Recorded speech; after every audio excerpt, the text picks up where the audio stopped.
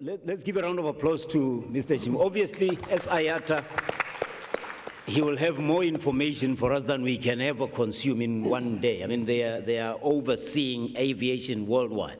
So we are going to always be unfair to you with regard to how much time you need. But let's listen to Tim Harris from the Wesgro perspective. And if, Tim, you could address some of those two things. I know many flights have been opened between Cape Town in particular and the rest of the continent, I think Rwanda, and then you have Western Cape and Europe as well. What it took to be able to make it where, as we heard from Sandile's presentation, many airlines are still not taking advantage of. Please welcome Tim Harris from Wesgro. Thank you. You want to take the stage, or you can talk? I'm fine sitting here. We'll have a chat. Yeah. So thank you very much for the opportunity and for the very sobering presentation, Sandile. I guess it was appropriate that you ended on this virtuous cycle slide, because I think that's the conversation we can have on this panel now. Let me start by saying it's great to be back in Durban. I actually grew up here. I now work and live in Cape Town in the Western Cape, but this will always be my home. My job is that I run Wesgro, which is the tourism, trade, and investment promotion agency for Cape Town and the Western Cape.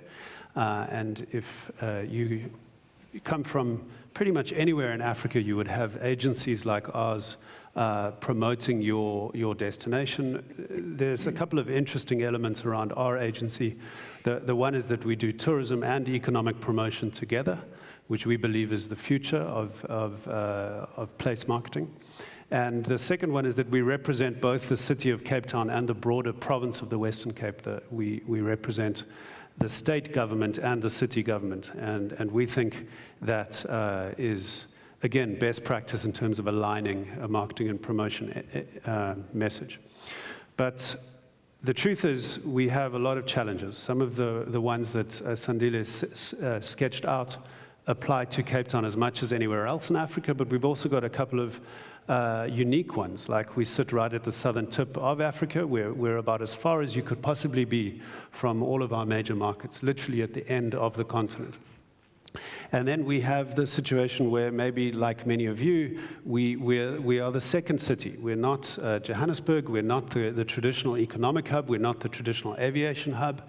And we've had decisions like in 2012, when the national carrier of South Africa, South African Airways, pulled out of flying internationally out of Cape Town. So since 2012, we haven't had our national carrier flying internationally out of what is probably the leading tourist city in the country. So it is an interesting set of challenges that we faced 5 years ago when we sat down to try and tackle some of them. And the logic for us, given that we're responsible for investment and exports and tourism, things like film promotion, things like conferencing, all of these elements that we're working on behalf of government are very dependent on connectivity.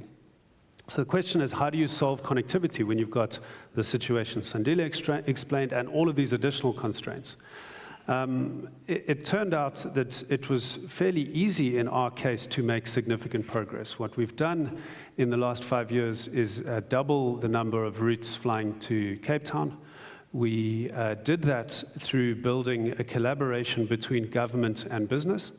And in the South African context, it's important to note that it is actually 3 spheres of government. Our partnership includes South African tourism, it includes the airports company that runs all our airports, it includes the provincial government, the city government. It's all of the kind of political and government role players on one side of the table. And on the other side, we went out to businesses in Cape Town, and some of them are fairly large, like Naspers, like Sogo Sun, like Investec, like the V&A Waterfront. And it turned out that they also had an interest in getting better flight connections, a better flight network out of Cape Town. So by putting together these government partners on one side of the table with business partners on the other, and applying this condition that if you're going to be part of what we call Cape Town Air Access, our initiative to grow the connections to Cape Town, that it's going to require some funding, whether you're sitting in government or business. We built a collaboration, we raised some funds, and we hired route development professionals to work on all of our behalves growing the route network. And what they set out to do was start engaging with the airlines that weren't flying to Cape Town about why they should be. What is the business case for a carrier connecting to Cape Town International? And as I said, as of last week, they've now in 5 years landed 17 new non-stop flights to Cape Town. And we've helped 20 of our existing carriers expand their connectivity, so flying more regularly, bigger aircraft, that sort of thing. All in all, what that represents is a doubling of capacity, about 1.5 million seats added to Cape Town. It's about a 6 billion rand in tourism spend alone. And when you start applying some of the multipliers around this challenge that Sandile set out for us, we've done research that shows if you grow your passenger numbers by 10%, you end up with a 2% growth in regional economic growth.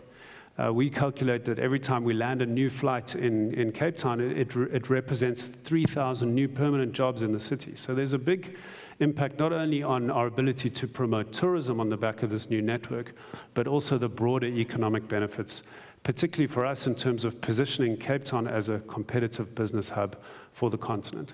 And the lessons for us are this idea of partnership, this idea of getting business and government together around the same table, co-funding a route development effort. And this idea of using route development professionals. You'll be amazed how often we sit with carriers who actually don't understand the business case of flying to Africa. We started a conversation 4 years ago with United Airlines. They had had one experience of flying to Nigeria, and it didn't work for them. And when we were talking to them about Africa, we were starting with the fundamentals. We were talking about population growth and why Africa is the market of the future, and explaining it in very simple ways.